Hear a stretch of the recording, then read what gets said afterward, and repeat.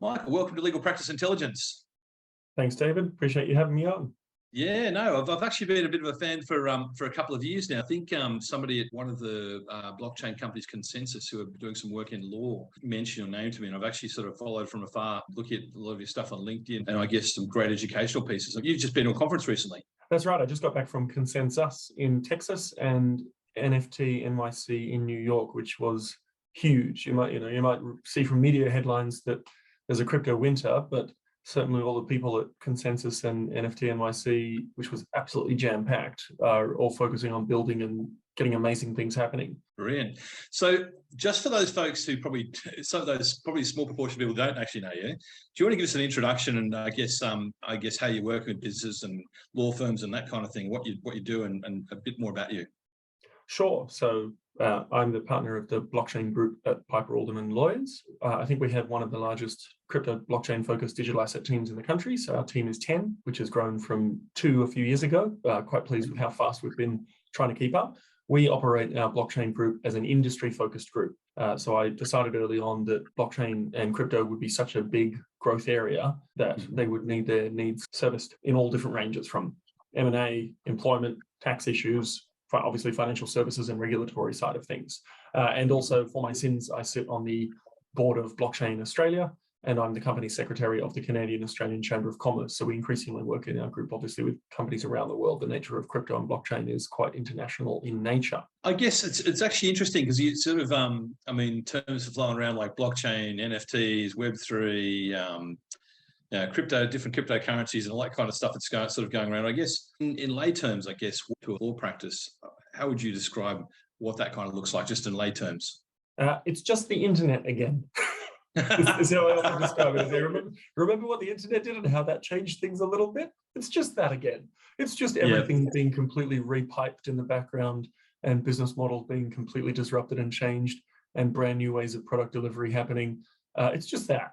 So it's a form of innovation, but it's a radical innovation that is doing things that are, significantly beyond the efficiencies we saw gained by just the raw internet coming out. And that's where you get the Web3. Web 1 was the really basic internet, and Web 2 was sort of the rise of social media, and Web 3 is a more individual-based ownership model where you can interact using smart contracts that can completely take away intermediaries, which people often say, well, what the hell does that mean? And I always say, well, look, here's the basic and most simple example. Say we're using NFTs, is holders will license their likeness to buyers of an NFT to hold art. I like the Australian Open Art Ball is one of my favorite projects that we were lucky enough to work on at the start of this year. So people who love the Australian Open obviously went in and bought. Every time an art ball changes hands, a percentage of that sale is automatically sent back to Tennis Australia, who use part of it for their not-for-profit foundation.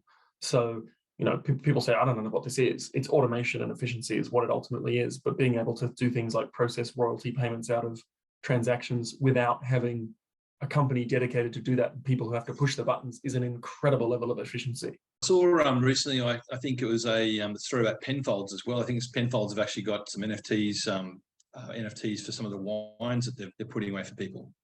Well, that's right. They did a NFT of a whole series of barrels, so that you could buy an NFT which was the barrel in storage, and once that's bottled, it'll get split into sub NFTs, each relating to a bottle. But there is more Australian wine sold every year in China than is made in Australia, because there's such a huge counterfeiting problem. So being able to do an NFT for people who want to buy and get a wine later is one thing, but the end goal is being able to track at a granular level every single bottle of wine that goes to an export market, to let the buyer know at the other end that that bottle is genuine and hasn't been bought before. So, give it 5 or 10 years, you may find wine collections starting to be very NFT heavy, because then you can have a collection of wine that you might acquire that provably is yours, provably has no kind of counterfeit attached to it, and people can see that that bottle has not been opened before. So there's really interesting interfaces between blockchain tech and the real world that is coming faster and faster. The Reserve Bank governor made some comments on the weekend saying he doesn't really like crypto, but he sure sees promise in central bank digital currencies being issued at the retail bank level or commercial bank level, which is something I've believed very firmly for some time. And we've seen ANZ earlier this year issue their $DC, I just like to call it the ACDC, which they've done some increasingly doing transactions with, which is really exciting, because once we start to see some commercial banks issuing stable coins, that is where I think we'll see a real tipping point of retail adoption once it starts to get down and people using, getting the real benefits of having a truly digital currency that is easy to use, because the user interface problems have been legion for cryptocurrency for a long time. It's a really hard system to use, and confusing and difficult. And I operate in it every day, and I find it annoying to use. So, as we start to get the UX problem solved and some things under the hood, it only is going to grow bigger and bigger and bigger. And that means faster retooling of the internal processes and tech systems of existing businesses, because they just have to move to keep up with competition. So there's really interesting things happening there, but we're right at the start still. And I'm always saying, I've been saying that to people for years, of saying we're so at the beginning. It's really early days, like Windows 3.1, crappy Netscape Navigator browser level. That's where we still are. There is so much work to be done, and there is still so many exciting things to come that we haven't even thought of yet. It's actually interesting, because we work with a lot of legal tech vendors, and my mind's always reaching about how should they, I mean, it's quite an open sort of question, but how would they actually, in their roadmaps, what should they be looking at for their roadmaps in terms of development and things like that in relation to blockchain? Like, what kind of things or enhancements should they be making, I guess, or things they should be thinking about?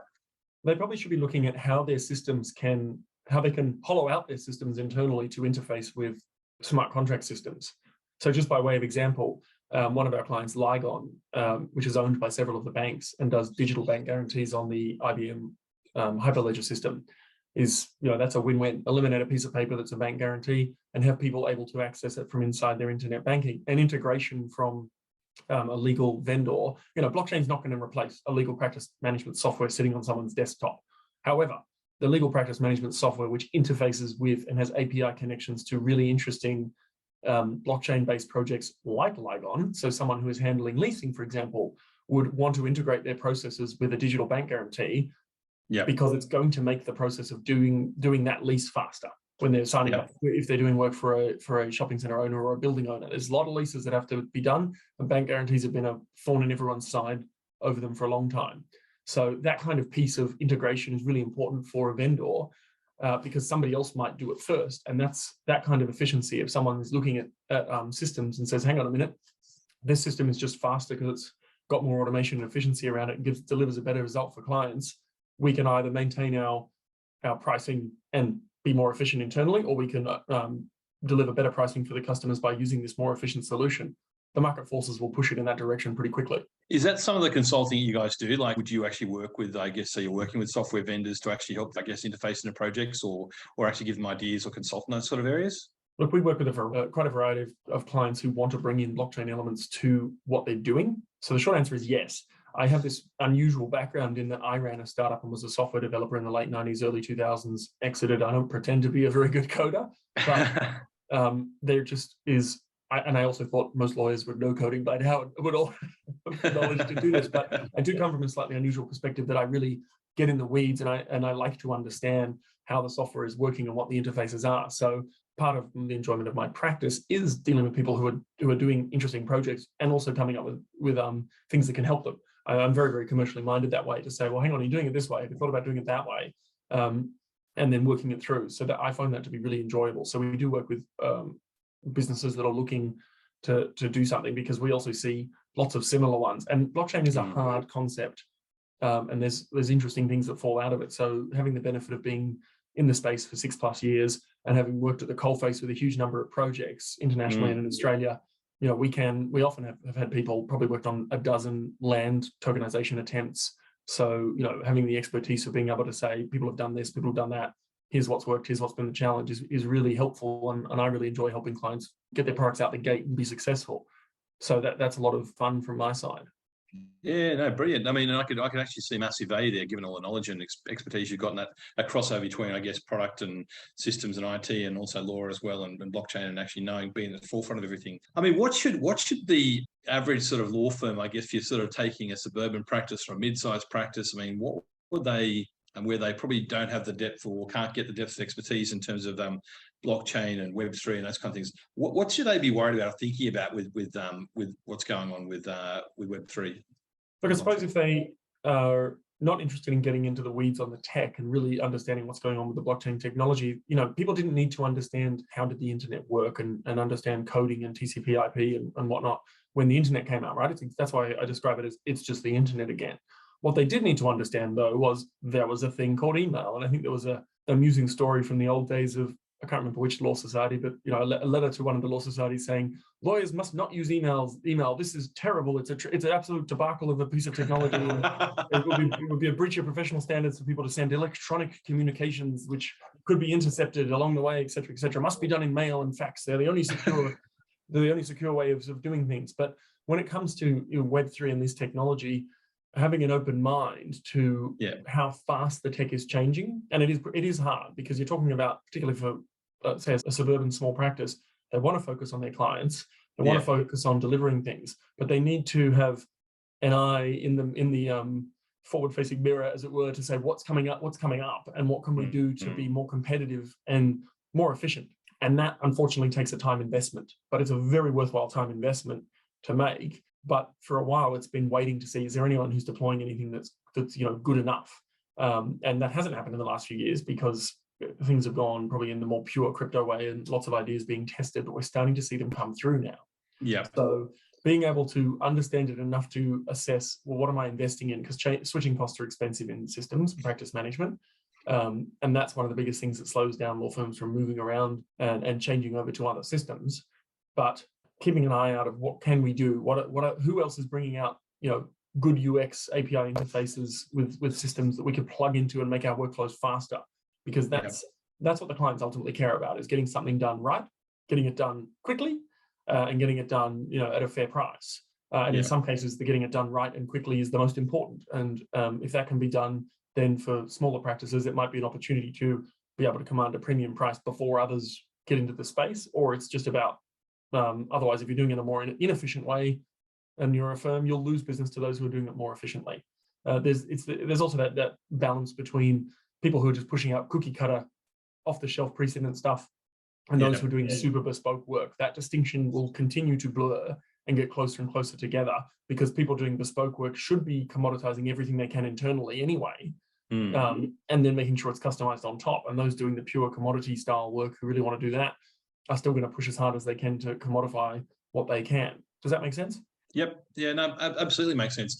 It's interesting because you sort of talk to, we sort of do some work with accountants. We talk to accountants as well. And what you sort of find with accountants is they're at their clients have gone out and they've as part of their treasury strategy, they've gone and spent money on stable coins and things. And they're sort of the back end of it kind of going, well, we've got this, we're not educated. We don't actually have the education in this sort of area, and there's all sorts of things that trickle up into if there's other issues that trickle up into law firms. So I guess it seems there's a real education issue that's out there in terms of professional services. I mean, maybe where can accountants and lawyers find out more? Where can they get information about this, and how can they find out more?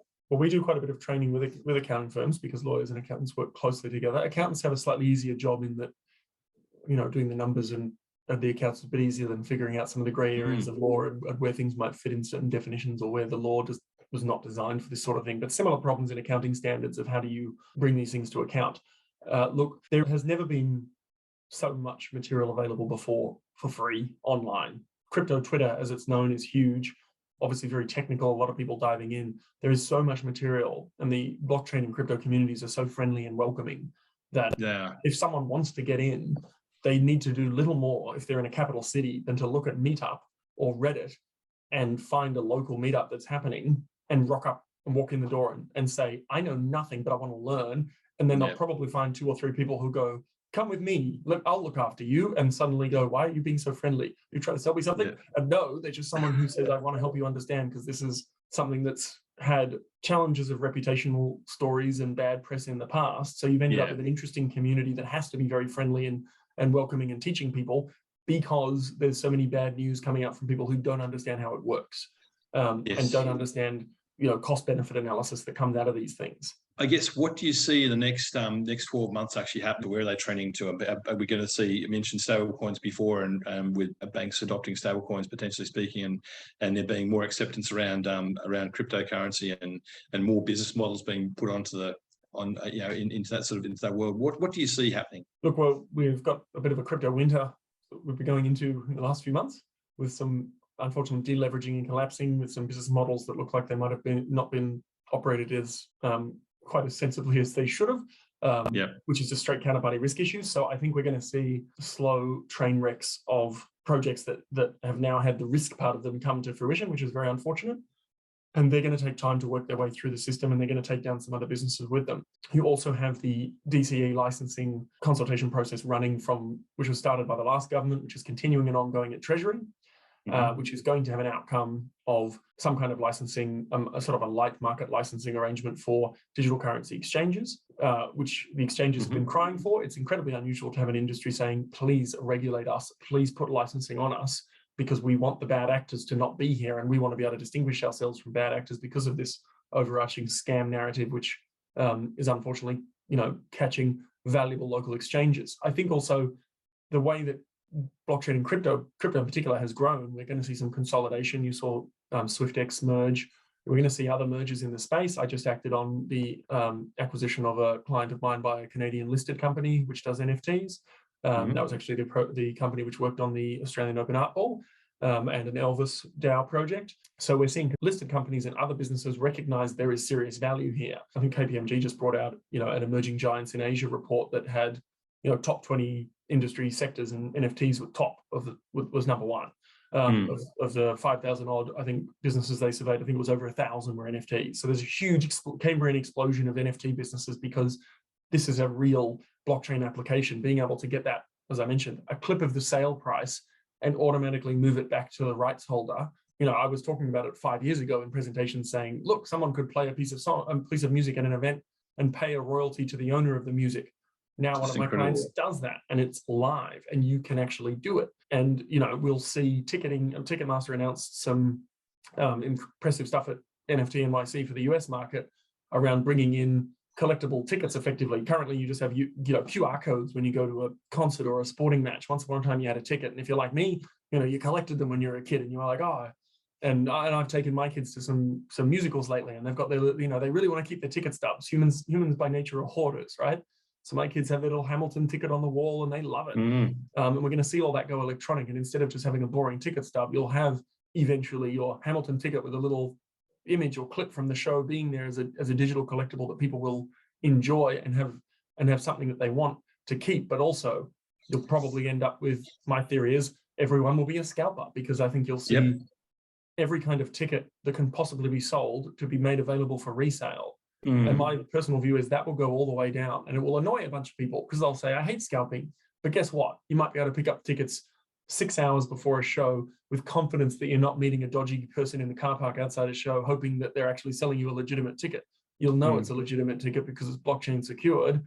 But more importantly, the promoter's going to make sure there's no empty seats in every venue, because the pricing can go on an auction system and find those people. And if they're asking too much money, they can keep the price going down until it hits what people are willing to pay. And if you can't go, eventually you'll have the point where if you can't take your flight, you'll just sell your airline ticket to somebody else, and they'll be approved in the system to buy it, and Qantas will get a clip of the secondary sale, and they'll love it. It'll take a while for all the businesses to understand that that's a fantastic thing to have. We've seen that already. A lot of sporting groups have been watching Tennis Australia and the AO Art Ball and saying, wow, the whole thing sold out in 3 minutes. And the secondary sales are fantastic that have come through. So it's a brand new revenue stream for sports. So sports are going to be jumping in massively. So next 12 months, we're going to see sports that are already huge numbers of sporting groups are sponsored by cryptocurrency businesses. I just saw the Independent Reserve guys announce their sponsorship of Sydney Swans this morning. I think they've got a huge number of Australian sport teams now and codes sponsored by crypto businesses. And that's going to help with the NFTs pushing out. But that's just revenue for what is ultimately not-for-profit sporting associations. Having a new source of revenue is a wonderful thing. So that's going to be huge in the next 12 months. Once we have our licensing out, I think we'll see the crypto exchanges get licensed. I think we'll see consolidation in the space, because it just happens. Lots and lots will be starting up. But as soon as you have a moat of licensing, there'll be some acquisitions happening or listings, people going public. The ASX is getting friendlier to crypto businesses. I don't think we're going to see another Animoca situation of a business getting into NFTs being forced off the exchange. I think you're going to see far more likely people coming onto the exchange, because the unlocking of brand new value from those kinds of business models is huge. It's brand new products, and brand new products, you don't know where they'll start or stop. So there's been that big run up of NFTs. Yes, there's been a bit of a drop, but it's the classic case. People overestimate the impact of the tech in the short run, and then they underestimate it in the long run. And the long run is far shorter in crypto than anywhere else. Feels like we're at the year 2000 again. So 2000, 2001 again. It's possible. People always say every time there's a crypto winter, oh, is this the .com bubble for crypto space and blockchain? But the reality is those who understand it keep on building, and, don't worry about pricing of things, because the technology is phenomenal. That's right. The crypto bits that can be brought into the use of the technology are fine, but really the value comes from the blockchain tech itself. The sheer amount of open source code which is being written and has been written over the last 10 years is extraordinary. We've never seen before in any sector that amount of free, come and get it, do whatever you want with it, there's no restrictions, building block Lego style code that people can go and take and use for their systems. The RBA used for Project Atom, a private Ethereum install. If they went and had that written for them as a custom piece of software, it would have cost a fortune. Instead, they pick up a piece of open source software that has cost a fortune to develop, but was developed in a way that it was given away for free. That is probably the greatest untapped resource in the blockchain and crypto sector, is all of that free code, which can be deployed inside a company. You could run a completely permissioned system inside a company to automate a whole lot of things without paying for a proprietary piece of software, or paying a vendor who puts that together and uses all those free pieces of software to make something really amazing. So there's this incredible composability of Lego bricks style code that's out there that I think people are waking up to now. It's interesting because one last point that you just got me thinking, one last point to make is around precedents and law firms. I think to myself, there's this incredible opportunity to, and maybe I'm wrong, but to actually for this peer-to-peer sort of situation where people have got these precedents, magic precedent people want to use, and effectively it gets licensed or it gets used in some sort of way for another law firm. Again, like the building blocks, the bricks that people can use. And that might disrupt the whole publishing industry. Well, you may see, we see people talk about smart legal contracts where you can have potentially some legal language wrappers interfacing with API hooks to do things in an automated way, which is wonderful in my view as a lawyer, right? Writing up a contract is great, and it's depressing when clients come along and go, oh, here's the contract, but here's how we actually did, actually behaved later on. Getting a contract to a point where the parts that can be automated are, and stripping back to the parts that can't, is really important. And traditionally lawyers had nothing to do with tech. And, you couldn't do a combined computer science law degree for a very, very long time, until quite recently, basically. I couldn't do it when I was at university. I wanted to, and I wasn't allowed. They said, no, you can do commerce or economics and law. You weren't allowed to do computer science and law. Wow. Just not allowed. So I had to be self-taught. But I think over the next 5 or 6 years, as we start to see more and more law grads come out with computer science degree, that will drive an incredible mindset shift and cultural shift in firms, where it will be operating in that way that some firms have tried to act like and call themselves startup law firms and whatnot. But until they're really stocked with coding developer first lawyers who are sitting at the desks thinking in that way and going, oh my goodness, let's fix this process, let's make it better all the time, very process minded, automation minded people, I think you just have to have a firm stocked with those people to make it happen. And then those firms are going to be very interesting, because they'll either go down the path of, as I mentioned before, super commodified, looking at volume style things, or they'll go down the path of commodifying their internal stuff, but make sure it's still properly bespoke, because everyone does have different ways of doing things. And those are important. But I think that if you can marry up the customization with what matters, with the automation of what can be automated, is the very challenging sweet spot that there is some of the best success in and getting the best outcomes for clients. Yeah, absolutely. Absolutely brilliant discussion, Michael. Really appreciate it on your insights and things. If people want to find out more, I guess we'll put a link into your website into the overall write-up and things of the interview. But again, really appreciate the chance to actually talk to you, and really brilliant conversation. Thank you so much. Well, thanks so much for having me. And obviously, any of the viewers are quite welcome to follow or connect with me on LinkedIn, because I get stuff posted there pretty regularly. And as well as writing a weekly newsletter for Piper Alderman. We push out news on bits of blocks fairly regularly as well. So there's a few different ways people can get informed, just depending on how much email or if they like social media. And obviously, I'm always speaking at conferences and popping into meetups. So if people see me around, always love people coming up to say hi and chat about what they're working on. Thank you so much. Excellent. Thank you so much.